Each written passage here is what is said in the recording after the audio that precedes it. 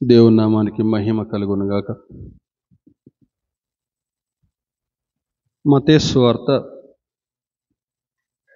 28వ అధ్యాయము 20వ వచనం.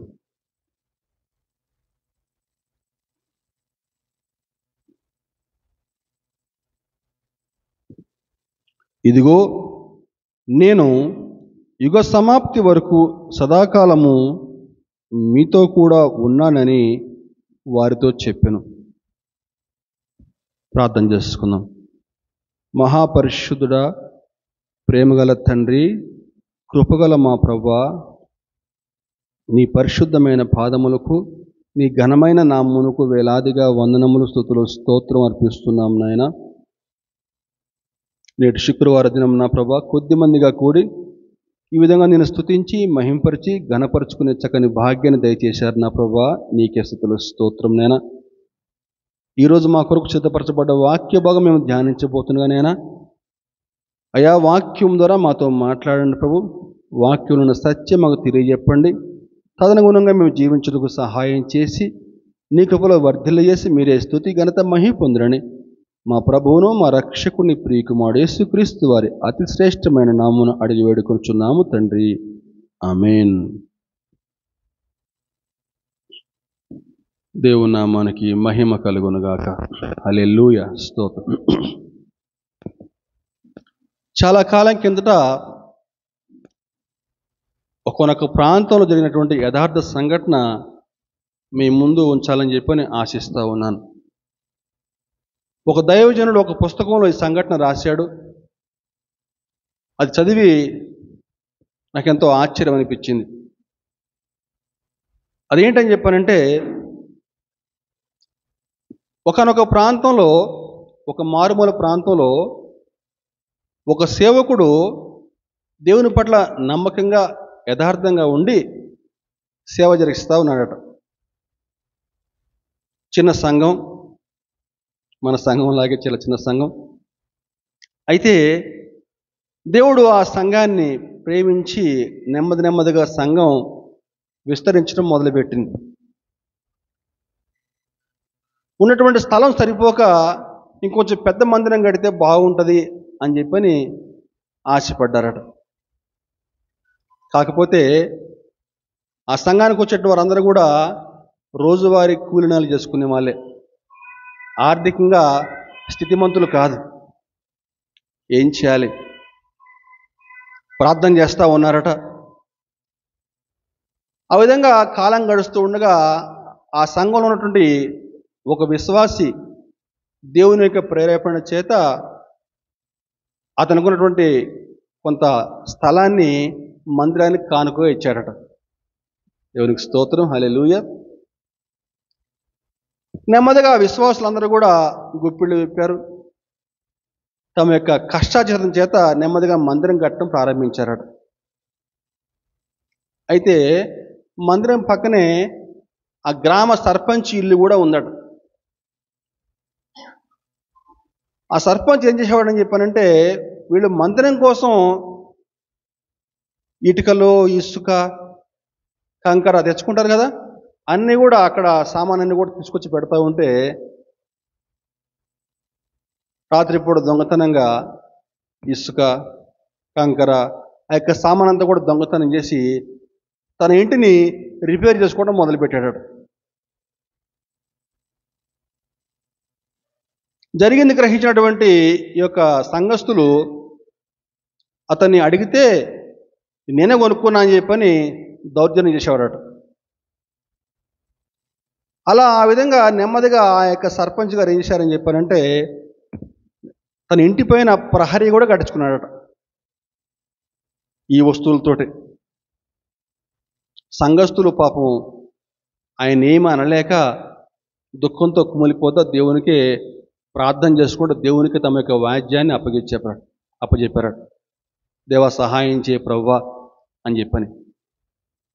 ఈరోజు మన యొక్క వాక్యాంశం ఏంటని చెప్పంటే, దేవుడు మన తోడుగా ఉంటే అనే వాక్యాంశం. దేవుడు మన తోడుగా ఉంటే ఎటువంటి గొప్ప గొప్ప అద్భుతాలు జరుగుతాయని చెప్పేసి. అయితే ఉన్నటువంటి సామాన్ అంతా కూడా ఆయన నెమ్మదిగా తీసుకుపోవడం చేత పని ఆగిపోయింది. స్లాబ్ వేద్దాం అనుకున్నారు, కానీ వాళ్ళ దగ్గర డబ్బులు లేక స్లాబ్ పని ఆగిపోయిందంట. దేవునికి ప్రార్థన చేస్తూ ఉన్నారు. ఒకరోజు నెమ్మదిగా వర్షం కురవడం ప్రారంభమైందంట. చిన్న వర్షం కాస్త నెమ్మదిగా పెరిగి పెద్దదై భయంకరమైన తుఫానుగా మార్పు చెందింది. ఎడతెరిపి లేకుండా వర్షం. ఆ భయంకరమైన వర్షంలో ఒక రాత్రి వేళ పెద్ద పిడుగు ఆ పక్కనే సర్పంచ్ ఇంటి మీద పడిందంట.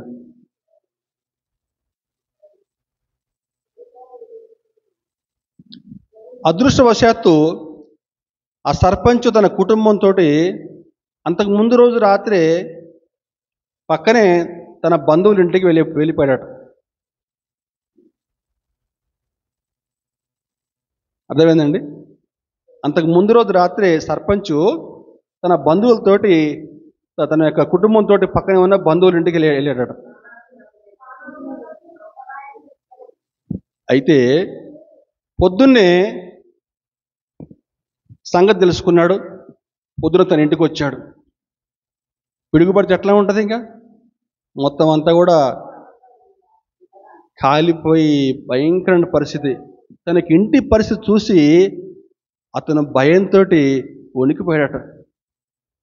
ఒకవేళ కనుక అంతకు ముందు రోజు రాత్రి కనుక వెళ్ళకపోయి ఉంటే తన కుటుంబ పరిస్థితి ఏమై ఉందో అతను ఊహించుకుని అతనికి భూమి కింద, కాళ్ళ కింద భూమి కదిలిపోయినట్టు.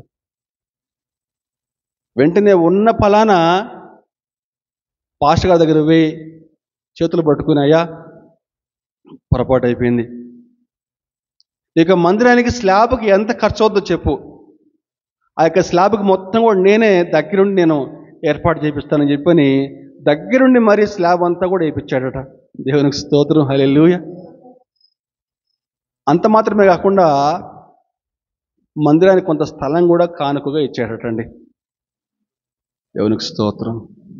దేవుడు మన తోడుగా ఉంటే ఎటువంటి అద్భుతాలు మనం చూడగలం. దేవుడు ఆత్మస్వరూపిగా నేడు మన మధ్య కూడా ఉన్నాడు. ఈరోజు నీ సమస్య ఏదైనా సరే, నీ కష్టం ఏదైనా కావచ్చు, ఇరుకు ఇబ్బంది ఏమైనా కావచ్చు, దేవుని పట్ల విశ్వాసం ఉండి దేవునికి ప్రార్థన చేస్తే తప్పకుండా నీ ప్రతి సమస్య నుంచి ఆయన విడిపించుటకు ఆయన చాలిన దేవుడు అండి. గట్టిగా దేవునికి హల్లెలూయా చెప్దామండి. దేవునికి స్తోత్రం, హల్లెలూయా. దేవుడు మన తోడుగా ఉంటే ఎటువంటి విజయాలు మనం పొందుకోవచ్చు, ఎటువంటి ఆశీర్వాదాలు మనం పొందుకోవచ్చు. ఈరోజు ఒక 2-3 అంశాలు మీకు వివరించి నా యొక్క వాక్యాన్ని ముగించే ప్రయత్నం చేస్తాను. మొట్టమొదటిగా దేవుడు మన తోడుగా ఉంటే విడుదల కలుగుతుందండి.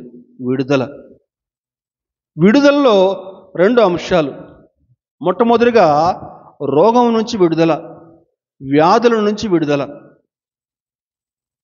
మన ప్రభువు రక్షకుడు యేసుక్రీస్తు తాను శరీరధారిగా ఈ లోకంలో సంచరించిన కాలంలో అనేక గొప్ప అద్భుతాలు, ఎన్నో ఆశ్చర్యకార్యాలు, అనేక మంది తమ యొక్క వ్యాధుల నుంచి విడుదల పొందారు. గుడ్డివారు తమ యొక్క గుడితనం నుంచి విడుదల పొందారు. మూగవారు తమ యొక్క మూగతనం నుంచి విడుదల పొందారు, చక్కగా మాట్లాడసాగారు. కుంటివారు చక్కగా నడవగలిగారు. దేవుడు చేసిన అద్భుతాలు చెప్పాలనుకుంటే యోహాను సువార్తలో ఒక మాట ఉంటుంది. చివర ఏముంది చెప్పాలంటే, యోహాను సువార్తలో ఏముందండి వాక్యంలో? 21వ అధ్యాయము 25వ వచనం చూస్తే, యేసు చేసిన కార్యములు ఇంకనూ అనేకములు కలవు, వాటిలో ప్రతి దానిని వివరించి వ్రాసినట్లా అట్లు వ్రాయబడిన గ్రంథములకు భూలోకమైనను చాలదని నాకు తోచున్నది. అంటే యేసుప్రభు చేసిన అద్భుతాలు కనుక గ్రంథ రూపంలో రాయాలని చెప్పారంటే ఈ భూలోకం కూడా చాలదు అని చెప్తున్నానండి. ఎన్నో అద్భుతాలు. అందులో ప్రాముఖ్యంగా ఈరోజు ఒక 2 అంశాలు చూసుకుందామండి. లూకాసు వార్తలో మనకి 13వ అధ్యాయం 12వ వచనం చూసుకుంటే, లూకాసు వార్త 13వ అధ్యాయం 12వ వచనం చూస్తే అక్కడ మనకి ఒక నడుము వంగిపోయినటువంటి స్త్రీ కనిపిస్తూ ఉందండి. నడుము వంగిపోయిన స్త్రీ కనిపిస్తూ ఉంది. ఎంతకాలం నుంచి అండి? దాదాపుగా 18 ఏళ్ల నుంచి ఆమె నడుము వంగిపోయిందండి. కానీ ఆమె దేవుని పట్ల విశ్వాసం ఉంచి ప్రతి వారం కూడా పక్కనే సమాజ మందిరం ఉంటే అక్కడికి వెళ్ళి దేవునికి ప్రార్థన చేసుకుంటూ ఉండేది. దేవుని పట్ల విశ్వాసం కోల్పోలేదు, దేవుడు నాకు సహాయం చేయలేదని చెప్పని. అలా ఉండగా ఒకనాడు ఆమె ఏ సమాజ మందిరానికి వెళ్ళిందో అదే సమాజ మందిరానికి రక్షకుడు యేసుక్రీస్తు ప్రభు అక్కడ రావడం జరిగింది. అక్కడికి వచ్చి ఆమెను చూసి ఏమంటున్నాడండి? లూకా సువార్త 13వ అధ్యాయం 12వ వచనం. యేసు ఆమెను చూచి రమ్మని పిలిచి, అమ్మా, నీ బలహీనత నుంచి విడుదల పొంది ఉన్నావని ఆమెతో చెప్పి ఆమె మీద చేతులు ఉంచగా ఆమె చక్కగా నిలబడి, హల్లెలూయా, దేవునికి స్తోత్రం, దేవుని మహిమపరుస్తూ ఉందండి. 18 ఏళ్ల నుంచి ఆమె నడు వంగిపోయి లోకాన్ని చూడలేక, అందరిలాగా కూర్చోలేక, అందరిలాగా మాట్లాడలేక, అందరిలాగా భోజనం చేయలేక ఎంత బాధపడి ఉంటుందండి. ఒకసారి ఊహించుకోండి. ఏమండి, ఒక వారం రోజుల పాటు మనకు జ్వరం తగ్గకపోతేనే ఎంత అల్లాడిపోతాం కదా. 18 ఏళ్ల నుంచి ఆమె ఆ రకంగా ఎంత బాధపడి ఉంటుందో. బలహీనపరచు దెయ్యము ఆమెను ఆ విధంగా బాధిస్తూ ఉందటండి. యేసు ఆమెను చూచి పిలిచి, ప్రభువే ఆమెను చూసి రమ్మని చెప్పని పిలిచాడటండి.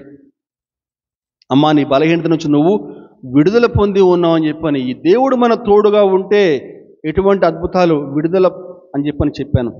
విడుదల పొంది ఉన్నావు అని చెప్పని బలహీనతల నుంచి, ఆ యొక్క బలహీనపరచు దెయ్యం నుంచి ఆమెను విడుదల చేశాడండి. దేవునికి స్తోత్రం, హల్లెలూయా.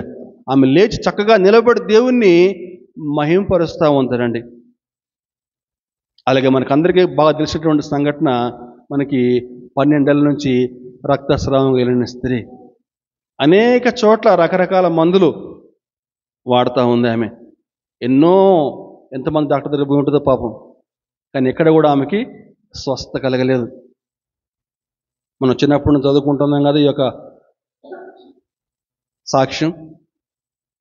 యేసు ప్రభు యొక్క వస్త్రపు చెంగు ముట్టిన వెంటనే ఆమెకి చక్కని స్వస్థత కలిగిందండి. దేవుడు మన తోడుగా ఉంటే ఎటువంటి గొప్ప గొప్ప అద్భుతాలు. అలాగే 38 ఏళ్ల నుంచి ఆ వ్యక్తి బేతెస్దా కోనేరు వద్ద పడి ఉన్నాడు. ఆ యొక్క కోనేటిలో అతను దింపేవారు ఎవరు లేక అతను ఎంత నరకయాతన అనుభవించుంటాడో. అక్కడ కూడా ప్రభు అక్కడికి వెళ్ళి అతన్ని స్వస్థపరిచాడు. దేవుడు మన తోడుగా ఉంటే అనేకమైన సమస్యల నుంచి, అనేకమైన రోగాల నుంచి మనకి చక్కని విడుదల లభిస్తుందండి. అలాగే రెండవ అంశం ఏంటని చెప్పానంటే, చెరలో ఉన్న వారికి విడుదల. దేవుడు మన తోడుగా ఉంటే చెరలో ఉన్న వారికి విడుదల. కీర్తనలో 146వ అధ్యాయము 7వ వచనం చూస్తే, 146 7వ వచనం.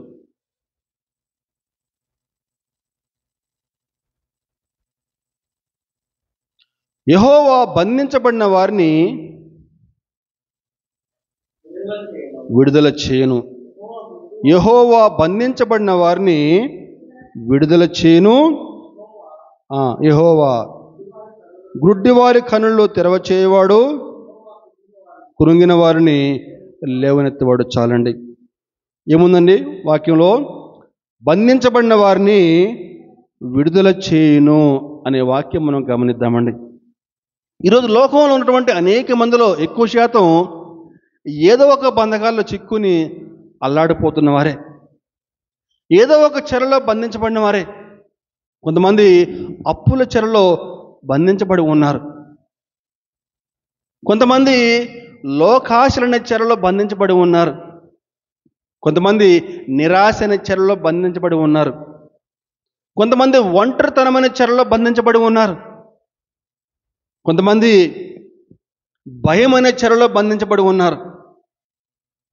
ప్రతి చిన్నదానికి భయపడుతూ ఉంటారు. ఏదైనా చిన్న సమస్య వస్తే భయపడుతూ ఉంటారు.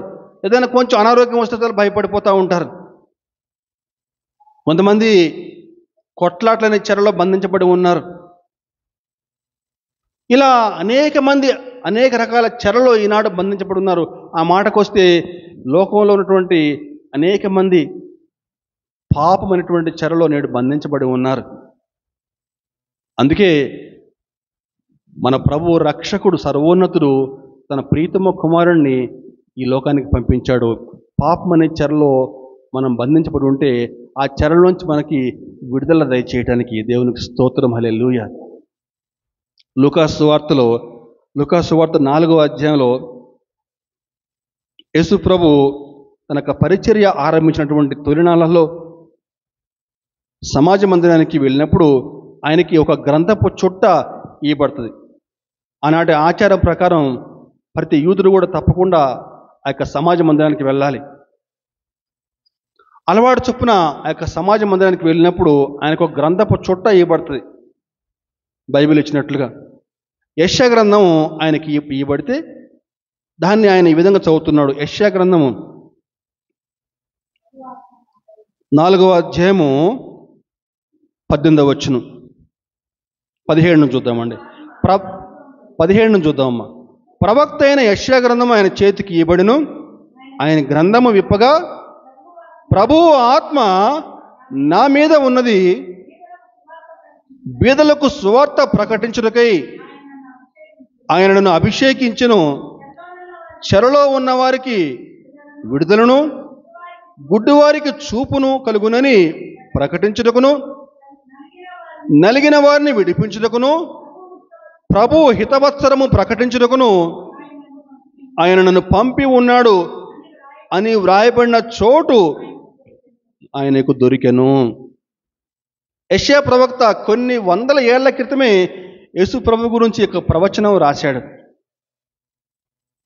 అదిగో ఆ యొక్క ప్రవచన వాక్యాలు యేసు ప్రభు చదువుతున్నాడు సమాజ మందిరంలో అని చదువుతూ ఏమంటున్నాడని చెప్పానంటే 21వ వచనంలో సమాజ మందిరంలో ఉన్న వారందరూ ఆయనను తేరి చూడగా ఆయన ఏమంటున్నాడండి, నేడు మీ వినికిడిలో ఈ లేఖనము నెరవేరినదని వారితో చెప్పసాగాను. మీరు ఏ యొక్క వాక్యాలు చదువుతున్నారో ఆ యొక్క వాక్యాలు, ఆ యొక్క వచనాలు నేడు మీ వినికిడిలో నెరవేరినవి అని చెప్పి అనగానే అందరూ ఆయన చూసి ఆశ్చర్యపోతా ఏమంటున్నారని చెప్పంటే, ఈయన యేసేపు కుమారుడు కదా, ఈయన మరియ కుమారుడే కదా, నిన్న మొన్నటిదాకా మన మధ్య ఉన్నాడే కదా. ఏమంటున్నాడు ఈయన? గుడ్డివారికి చెప్పాలండి, చూపునిస్తా అంటున్నాడు, బంధించబడి వారిని విడుదల చేస్తా అంటున్నాడు. ఇంకేమంటున్నాడండి? చెరలో ఉన్న వారికి విడుదల ఇస్తా అంటున్నాడు. ఇవన్నీ కూడా ఈయనకట్లా సాధ్యమవుతుంది? ఈయన నిన్న మొన్నటిదాకా ఇక్కడే ఉన్నాడు కదా, మన మధ్య ఉన్నాడు కదా అని చెప్పని ఎవరు కూడా ఆయన్ని నమ్మలేదండి. ఆయన పట్ల విశ్వాసం ఉంచలేదు. ఈరోజు నీ యొక్క ఆత్మీయ జీవితం ఏ విధంగా ఉంది? ఆయన పట్ల సంపూర్ణంగా నువ్వు విశ్వాసం కలిగి ఉన్నావా? ఆయన పట్ల నువ్వు సంపూర్ణంగా విశ్వాసం కలిగి ఉంటే నువ్వు ఈరోజు ఎటువంటి చెరలో బంధించబడి ఉన్నా సరే ఆయనని విడుదల చేయుటకు ఆయన చాలిన దేవుడు అండి. ఈరోజు చాలామంది వారికి ఉన్న సమస్యల నుంచి విడుదల పొందకపోవడానికి కారణము వారు నమ్మకపోవటమే, దేవుని పట్ల విశ్వాసం ఉంచకపోవటమే. ఆ రోజు ఆయన ఆ యొక్క వాక్యాలు చదువుతా నేడు మీ వినికిడిలో ఈ లేఖనము నెరవేరిందని చెప్పినప్పుడు ఎవరు కూడా నమ్మలేదు, ఆయనను అపహాస్యం చేశారు. ఈయన మన మరియ కుమారుడే కదా, యేసేపు కొడుకే కదా, నిన్న మొన్నటిదాకా మన మధ్య ఉన్నాడు కదా అని చెప్పని ఆయనను చాలా తక్కువగా మాట్లాడారండి. ఆయన ఆ విధంగా మనల్ని చెరలో నుంచి విడుదల చేసి అట్ట ఒట్టిగా వదిలేయడండి. ఏం చేస్తాడని చెప్పానంటే కొలస్సీ పత్రికలో ఒక చక్కని మాటను చూద్దామండి. కొలస్సీ పత్రిక 1వ అధ్యాయము 13వ వచనం. కొలస్సీ 1వ అధ్యాయము, ఆయన మనల్ని అంధకార సంబంధమైన అధికారముల నుంచి విడుదల చేసి తాను ప్రేమించిన తన కుమారుని యొక్క రాజ్య నివాసులుగా చేసెను. చాలండి. ఏం చేస్తాడండి? రాజ్య నివాసులుగా, సాతాను బంధకాల నుంచి మనల్ని విడుదల చేసి తన కుమారుని యొక్క రాజ్య వారసునిగా చేస్తాడని చెప్పిన దేవుడు వాగ్దానం ఇస్తూ ఉన్నాడండి. ఆయన పట్ల నువ్వు విశ్వాసం ఉంచితే, ఆయన పాదాలు పట్టుకుని విశ్వాసంతో ఆయనకు ప్రార్థన చేస్తే ప్రతి విధమైన అంధకార సమస్య నుంచి, ప్రతి విధమైన అంధకారం నుంచి మనల్ని విడుదల చేసి ఏం చేస్తాడండి, తన కుమారుని యొక్క రాజ్య వారసునిగా ఆయన చేస్తానని చెప్పని వాగ్దానం ఇస్తా ఉన్నాడు. నమ్మినట్టు దేవునికి మహిమ చెల్లిద్దాం. దేవునికి స్తోత్రం. హల్లెలూయా. దేవుడు మన తోడుగా ఉంటే విడుదల, రోగాల నుంచి, వ్యాధుల నుంచి విడుదల. రెండవదిగా చెరలో నుంచి విడుదల. రెండవ అంశము, దేవుడు మన తోడుగా ఉంటే చక్కని విజయాలు మనం పొందుకోగలమండి. విజయం. ఈ విజయంలో కూడా రెండు అంశాలు, ఒకటి వ్యక్తిగత విజయం, రెండు సామూహిక విజయం. వ్యక్తిగత విజయం. చాలామంది కొన్నిసార్లు వ్యాపారం చేస్తూ ఉంటారు. ఒక వ్యాపారంలో నష్టపోయి తీవ్రంగా దుఃఖపడుతూ ఉంటారు. కొంతమంది చదువుల్లో ఫెయిల్ అయిపోయి ఆత్మహత్య చేసుకుని చనిపోతూ ఉంటారు. కొంతమంది కుటుంబ జీవితం సరైన విధానంలో గడపలేక ఈరోజు మనం చూస్తూ ఉన్నాం, అనేక మంది చనిపోవడం మనం చూస్తూ ఉన్నామండి, చిన్న చిన్న సమస్యలకే. దేవుని పట్ల విశ్వాసం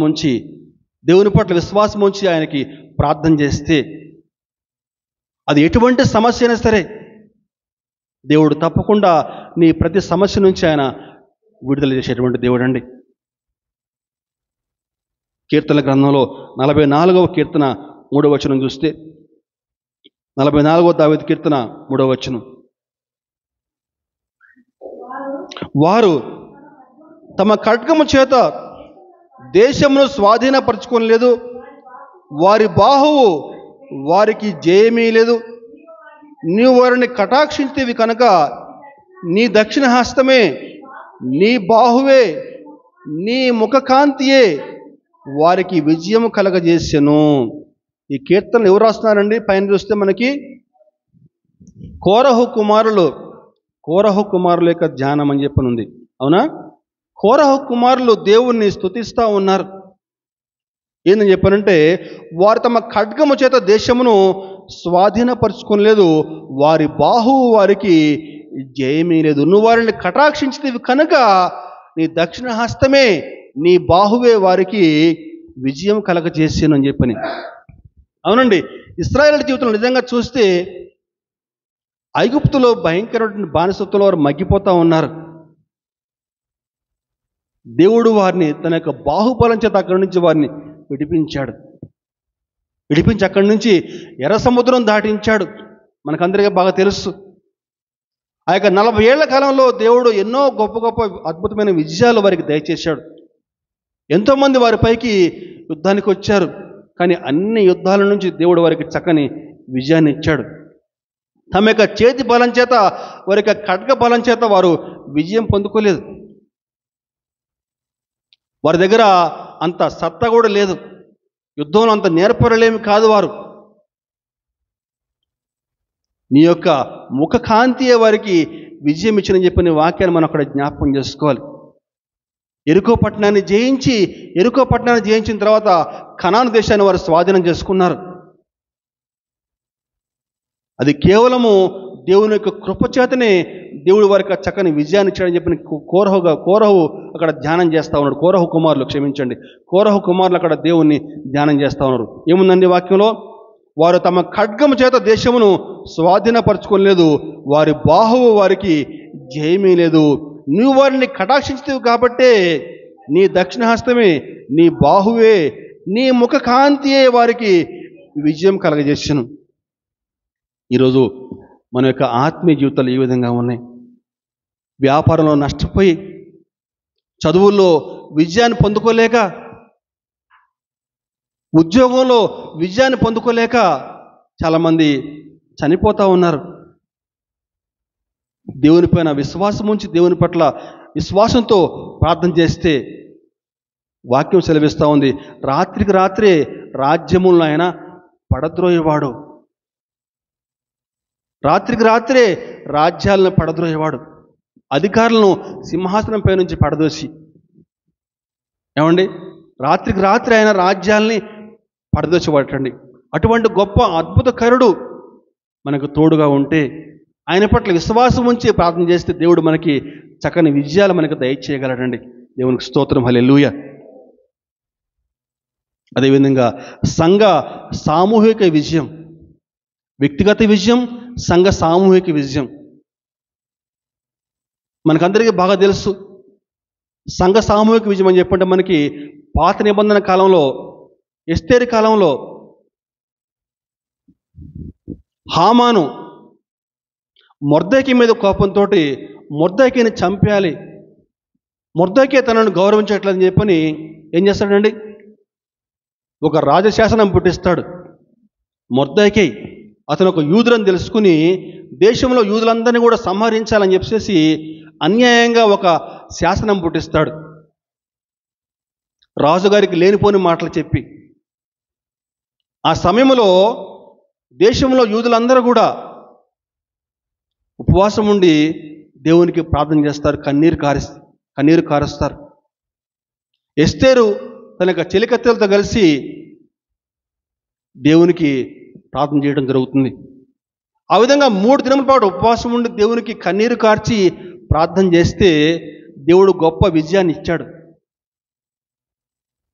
ఆ యొక్క రాజు యొక్క శాసనం మార్చబడింది, యూదులందరూ కూడా రక్షించబడతారు.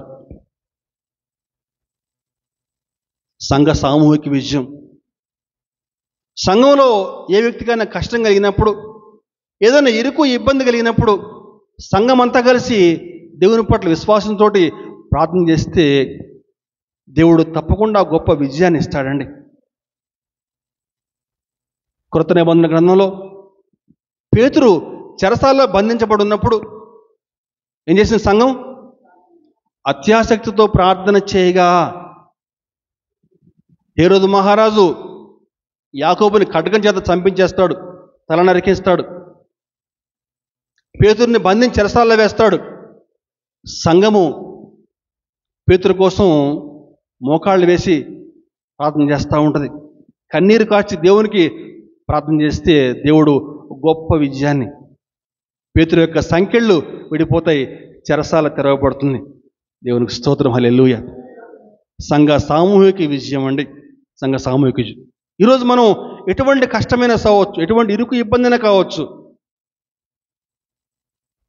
మోకాళ్ళు వచ్చి ప్రార్థన చేస్తే, సంఘము కన్నీరు కార్చి ప్రార్థన చేస్తే దేవుడు గొప్ప విజయాన్ని ఇస్తాడు.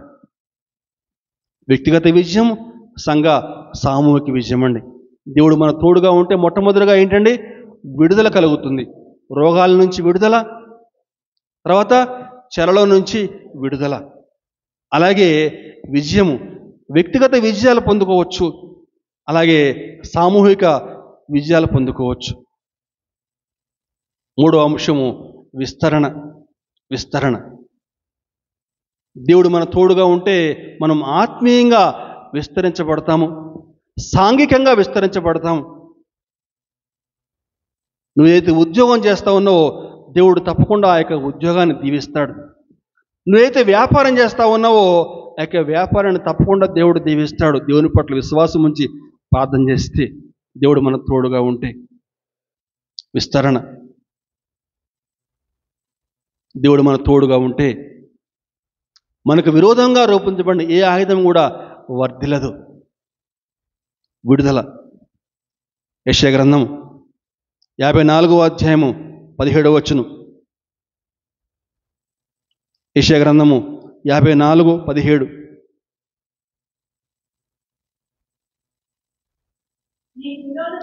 నీకు విరోధముగా రూపింపబడిన ఏ ఆయుధమును వర్ధిల్లదండి. దేవుడు నీకు తోడుగా ఉంటే కనుక నీకు విరోధంగా ఏ వ్యక్తి లేచినా సరే, ఏ రాజు లేచినా సరే, ఏ ప్రభుత్వం లేచినా సరే అది వర్ధిల్లదండి. దేవుని యొక్క వాగ్దానాన్ని నమ్మాలి, దేవుని పట్ల విశ్వాసం ఉంచాలి. దేవుని పట్ల విశ్వాసం ఉంచి దేవునికి ప్రార్థన చేస్తే దేవుడు తప్పకుండా అనేకమైన విజయాలు మన సొంతం చేయగలడు. దేవునికి స్తోత్రం. 3 అంశాలు మనం చెప్పుకున్నామండి. ఏం చెప్పుకున్నామండి? విడుదల,